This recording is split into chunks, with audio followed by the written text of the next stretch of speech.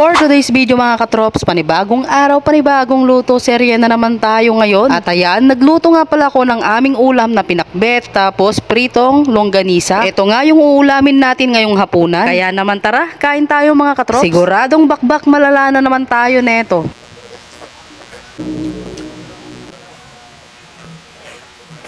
So ayun mga katrops, bali nakapaghiwa na nga pala tayo dito ng mga gulay. Nakapaggayat na nga rin pala ako dito ng aking panggisa na bawang sibuyas at kamatis. Meron din tayo ditong longganisa. Bale 12 na piraso nga pala ito. At yung tatlo naman ay tinanggal ko lang yung balat niya para yun nga yung gagamitin nating pangsahog sa pakbet. So ayun, tara mga katrops, simulan na nga nating magluto. Unahin na nga nating prituhin dito yung mga longganisa. At nung makuha ko na nga yung tamang prito na gusto ko, ay inahon ko na nga ito. Nang sa ganon ay hindi nga ito masunog. So ayun, next naman nating lutuin yung pinakbet. Magigisa nga lang ako dito ng bawang, sibuyas at kamatis dito sa pinagprituhan ko ng longganisa. At dahil naigisa ko na nga ito ng maigi, ay next naman nating ilagay dito yung longganisa. Huwag kayong mag-alala kung nangingitim na nga yung kawali. Hindi naman yan sunog mga katrops. Halu-haluin nga lang pala natin ito hanggang sa magisa. At kapag okay na ay pwede na nga tayo ditong maglagay ng bagoong isda. Ito nga yung gagamitin nating pampaalat para mas masarap. So dahil okay na nga ito ay pwede na nga nating ilagay dito yung mga gulay. Dito sa probinsya kapag ka nagluluto kami ng mga gulay-gulay ay yung bagoong isda nga yung nilalagay namin. Yung iba kasi na nakikita ko na nagluluto ng pinakbet ay toyo nga yung inilalagay nila. Naku, curious nga ako kung anong magiging lasa nun. Kasi nga hindi ko pa na-try magluto ng pinakbet tapos toyo yung inilalagay. Nasanay kasi ako sa bagoong isda. So ayun, bali sinangkapan ko nga lang pala ito ng kaunting magic sarap tapos nilagyan ko lang ng kaunting tubig para lumambot nga itong mga gulay. At pagkalipas nga lang ng mga ilang minuto ay ayan, naluto na nga itong ating pinakbet. Abay, tignan nyo naman yan mga katrops. So, siguradong napakasarap na ito, lalo na't longganisa pa yung pinangsahog natin. Masarap nga sa pinakbet ay yung maraming kalabasa. Ito nga yung isa sa pinaka-paborito kong ulamin na gulay.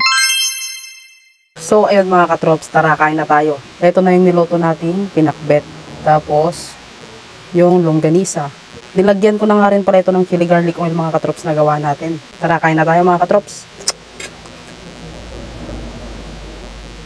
Okay.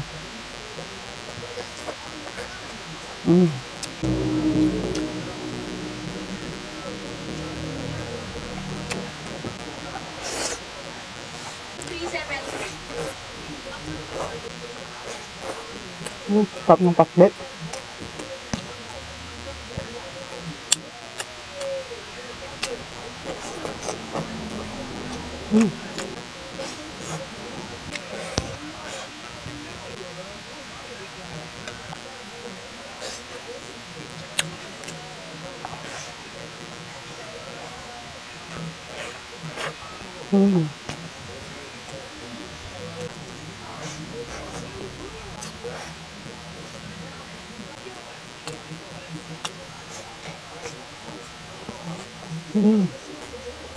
Ang ano bilaga?